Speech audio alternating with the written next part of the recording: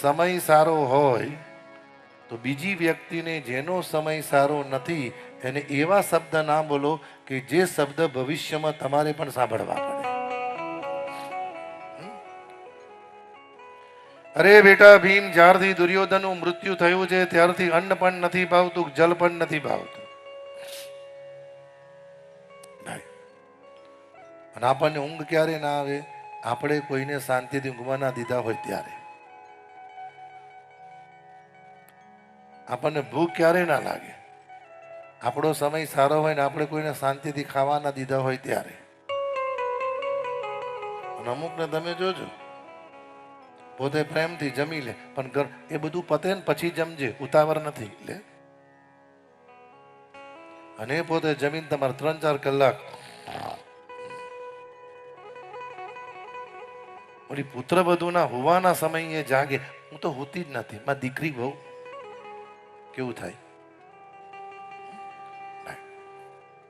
એમ કરુણા થઈ. સમય વ્યતીત થયો, 101 માસનો સમય થયો. પરીક્ષિતને ગાદી આપી. ભગવાને અર્જુનને વિનંતી કરી દ્વારિકા જઈને ભગવાનના સમાચાર લઈ આવો. અર્જુન દ્વારિકા ગયા. ભગવાને અર્જુન અંગમાંથી દિવ્ય તેજ ખેંચી લીધું. અર્જુન તેજ વિહોની બન્યા. હસ્તિનાપુરમાં ધર્મરાજને અપસુકન થવા મળ્યા. અને જેવો અર્જુન જામ ખંભાલિયાના પાદરમાંથી નીકળ્યા કે છે ને, સમય સમય બલવાન હૈ, નહીં પુરુષ બલવાન.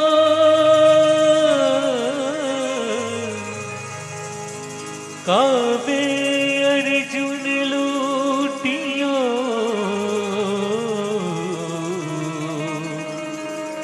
વોહી ધનુષ વોહી બાણ.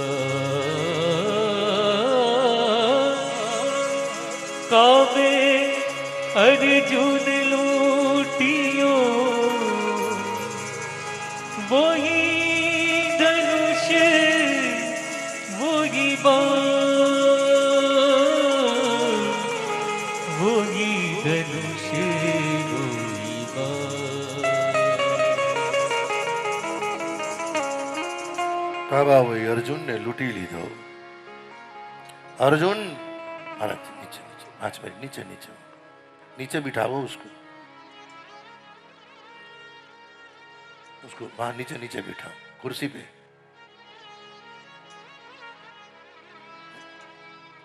ભગવદ અનુગ્રહ થયો. કાબાઓએ અર્જુનને લૂંટી લીધો.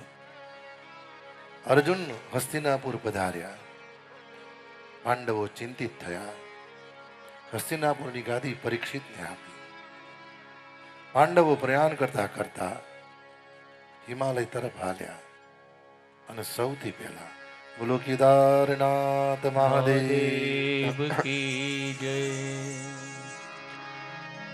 બોલીએ શ્રી કેદારનાથ મહાદેવ કી જય.